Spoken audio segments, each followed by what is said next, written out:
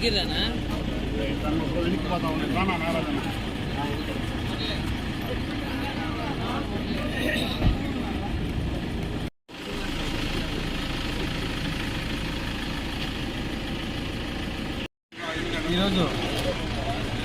6వ రోజు ప్రచారం మొదలైంది. మండలం రీకంపల్లో ప్రచారం జరుగుతుంది. ప్రతి ఒక్కరూ అందరూ వచ్చి సపోర్ట్ చేసి ప్రచారం చేస్తున్నారు. ప్రతి ఒక్కరికి వీళ్ళకి ఏదైతే ఇంతవరకు చేయలేదో అది నేను దగ్గర నుండి చేసి పెడతానని ఈ సభాముఖంగా మీకు తెలియజేస్తున్నాను. జై జనసేన, జై బీజేపీ, జై టీడీపీ. అందరికీ నమస్కారం.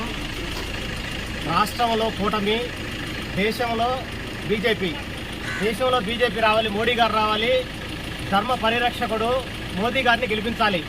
ఆయనతోనే ఆర్టికల్ 370 సాధ్యమైంది. తర్వాత ట్రిపుల్ తలాక్ సాధ్యమైంది. అయోధ్య భూ సమస్య తొలగిపోయింది. రామాలయం కంటే కూడా అయోధ్య సమస్య ఒక జాతి విచ్ఛిన్నమయ్యే పరిస్థితి నుంచి జాతిని రక్షించే పరిస్థితిని తీసుకొని వచ్చినారు. అలాంటి ధర్మరక్షకుడిని కాపాడుకోవాల్సిన బాధ్యత మనది. రాష్ట్రంలో ఇప్పుడు జరుగుతున్న అరాచక పాలన ఏంటంటే, ఇప్పుడు మనం కనీసం గత ఎంపీటీసీ సర్పంచ్ ఎన్నికల్లో స్వేచ్ఛగా నామినేషన్ వేయలేని పరిస్థితి. ఈ పరిస్థితి నుంచి ప్రజాస్వామ్య దిశగా మనం రక్షించుకునే పరిస్థితిలోకి వెళ్ళాలంటే ఖచ్చితంగా కూటమి అభ్యర్థిని గెలిపించుకోవాలి.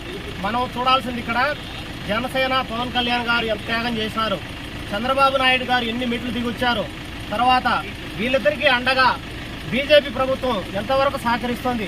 వీళ్ళందరినీ మనం చూసుకొని మన మధ్య ఉన్న చిన్న చిన్న పొరపక్షాలు ఉన్నా కానీ వదులుకొని ఈ కూటమిని మంచి మెజారిటీతో, భారీ మెజారిటీతో మనం గెలిపించుకోవాల్సిన బాధ్యత మనందరి మీద ఉంది.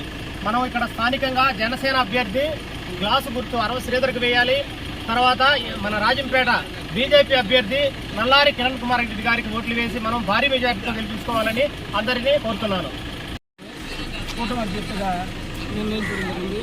చంద్రబాబు నాయుడు యొక్క ఇన్స్ట్రక్షన్స్ మేరకు 3 పార్టీలు కూడా కలిసి అత్యధిక మెజార్టీ గెలిపించాలి. కారణం చంద్రబాబు నాయుడు గారు ఒకటే చెప్పారు, 144 స్థానాల్లో జనసేన బీజేపీ మనం సపోర్ట్ చేస్తుంది కాబట్టి మనం కూడా ఖచ్చితంగా తప్పకుండా అంతే మెజార్టీతో సపోర్ట్ చేయాలి. అలాగే మెజార్టీ కూడా గెలిపించాలని ఆయన మన అందరికీ కూడా తెలియజేసింది రాష్ట్ర అధ్యక్షుడు చంద్రబాబు నాయుడు గారు.